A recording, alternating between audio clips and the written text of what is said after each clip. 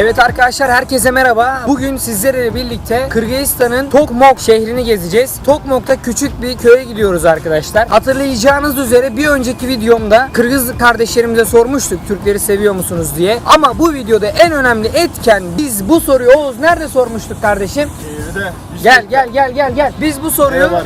Biz bu soruyu şehirde sormuştuk. Şimdi aksakallı dedelerimizden, ninelerimizden öğrenelim bu sorunun cevabını. Konuk olarak gidiyoruz. Nereye konuk olarak gidiyoruz diyorsanız işte hemen Gülcan yengemizi sahneye davet ediyoruz. Gülcan yengemiz burada. Yenge, ailenin yanına gidiyoruz. Ne düşünüyorsun? Onun annesiyle tanışacağız. Annesinin misafirperverliğini göreceğiz. Bakalım köyde yaşam nasıl? Şehirdeki insanlara sorduk. Bazı olumsuz yorumlar aldık. Ama ben köyde böyle olacağını düşünmüyorum. Köydeki kardeşlerimizin gerçekten temiz, Kırgız olduğunu düşünüyorum ben yenge. Köydekilerin daha iyi olduğunu düşünüyorum. Evet. Türkiye'de de aynı şekilde böyle. Evet, aynısı.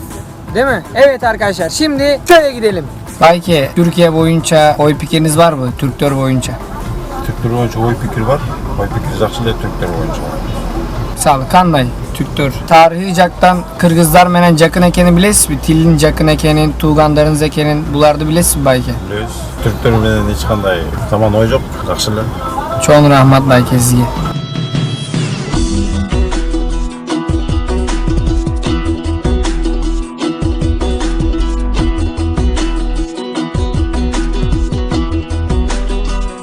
Evet arkadaşlar, şu an içeri giriyoruz. Oğuz kardeşim, oha! Nereden buldun lan onu? Ağaçtan. Erik. Salamaslar bı ecekeler. Kandaysızlar, den soluklarınız jakşı bı, amansız bı, cürösüz bü. Eminiz, önce. Salamas bece, kandaysız. Aha, nasıl bece.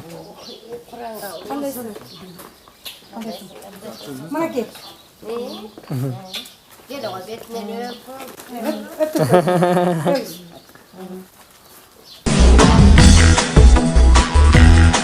Benim YouTube kanalım var. Türkiye'de bağırdık adam sizlik yorum.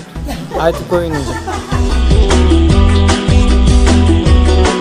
Kandaysın? Nasıl? İşler kanday. İşler jakşı bir işler. Ha? Hadi. Rahmat. Arkadaşlar şimdi eve geldik.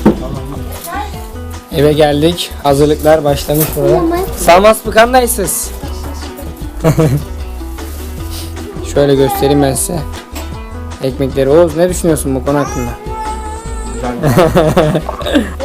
Gerçekten çok sıcak bir karşılama oldu arkadaşlar. Ha, bu evde herkes Türkçe biliyormuş.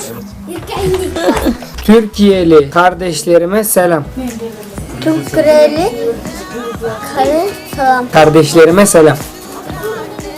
Tam. Heh.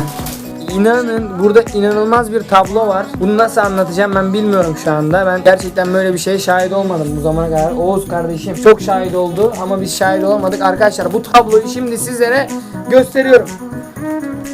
Kanday.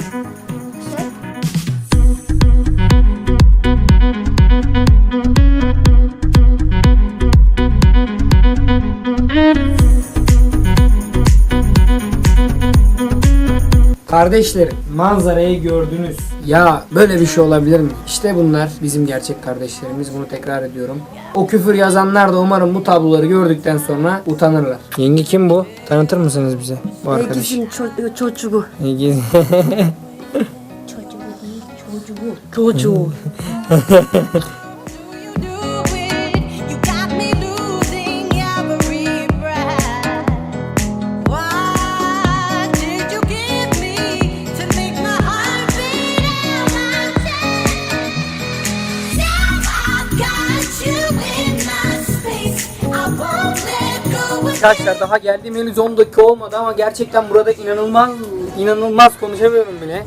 İnanılmaz bir manzara var. Oğuz'la birlikte buraya geldik. Gerçekten yani şu anda arkadaşlar hissettim. Burayla bir bağım olduğunu tamamen hissettim. Şehirde bu hissiyatı tam olarak alamamıştım ama şu anda bu köyde, şu evde gerçekten Bu hissiyatı sonuna kadar hissettim. Ne düşünüyorsun kardeşim bu konu hakkında? Hepimiz biriz kardeşim zaten. Doğal yani böyle bir şey. Bizim de zamanında biz de buradan geldik. Anadolu'ya göçtük. Aynı. Değişen bir şey yok. Aynı milletiz. Aynı ırkız. Biz bu kardeşliği pekiştireceğiz. Bunu tüm Kırgızistan'a yayacağız bu kardeşliği arkadaşlar. Bilene daha da pekiştireceğiz. Bilmeyene öğreteceğiz bu kardeşliği. Your